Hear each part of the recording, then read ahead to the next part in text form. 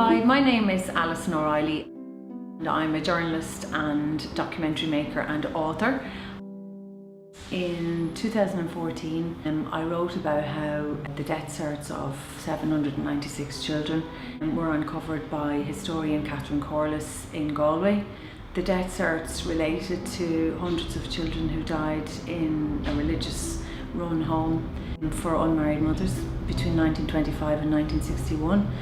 Well, I would agree with them, absolutely, totally. That seems to be what it's about, because I don't think the government expected for this story happening to grow, to go so widespread.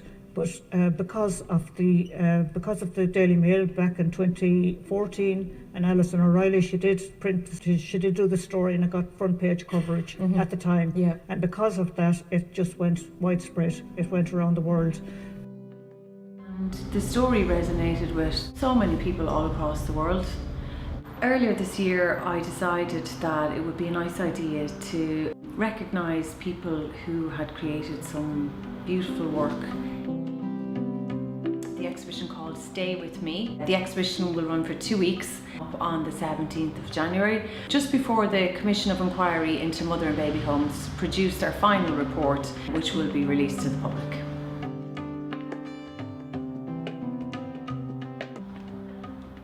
What do you hope the exhibition will bring to the story of the June baby? Something positive to something that was so tragic and so awful. Love and nurture as part of healing. Artists including Barbara O'Mara and Alison Lowry and Luke Norton created such stunning work. Sculptural work, paintings, glass sculptures, clay designs.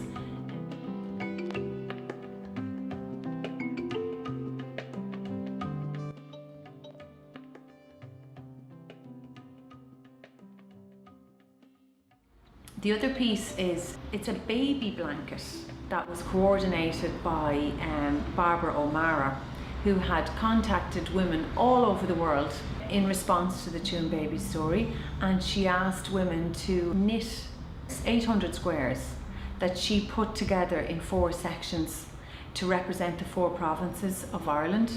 Women and men all across the world sat down and knitted a gorgeous little baby square, and she pieced it all together, made 4 baby blankets.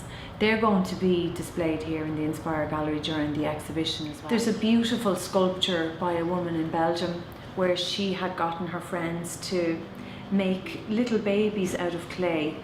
They're all together in a pit, and it sounds extremely harrowing, but it is stunning to look at, because it's the hardcore reality that these children were thrown into a defunct sewage system.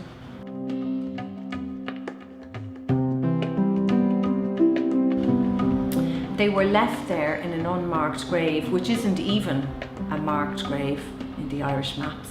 It's just basically the back of a former home.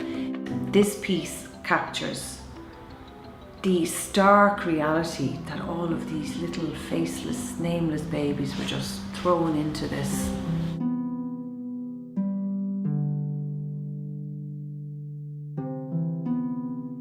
You weren't allowed to acknowledge that you had this child. It was all in secrecy. And so those children and those survivors of those homes are the real heroes of this story, because they carried that secret with them. And they weren't allowed to acknowledge the fact that they had lost a child. Whether the child died or was adopted or whatever happened, they had lost the most precious thing that a parent can ever have in their life. We are saying, you're allowed to say, stay with me. It's not shameful for what happened. No matter what, that child will always be with you. Those children will always be with all of us, because they're the real heroes of the story. They are the angels. An affirmation of the parents and the children. And the loss that was suffered by everybody who had lost these babies they were cast aside by the church and state because they were born out of wedlock.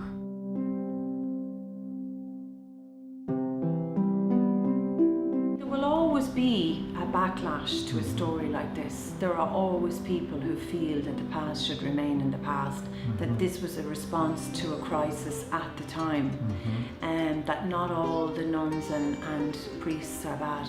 I've never said they were. I think they were dealing with a crisis that the church and state created, and put the fear of God into families because of these children and because of pregnancies out of wedlock. And it was always the woman who got blamed. I am not saying all the priests and nuns involved were bad people. So it's not a finger-pointing exercise? Definitely not a finger-pointing exercise. It's a very, very simple message. It's about the children who died. It's about the survivors, and it's about love and nurture. Pouring dignity back into the story. Yeah, these children were never given any dignity. The survivors were never given any dignity. They were silenced, they were condemned, and we're saying no, no, no. And stay with the memory of your child. You did nothing wrong. This is about love and hope and nurture, and acknowledging the suffering that happened at a terrible time in Ireland.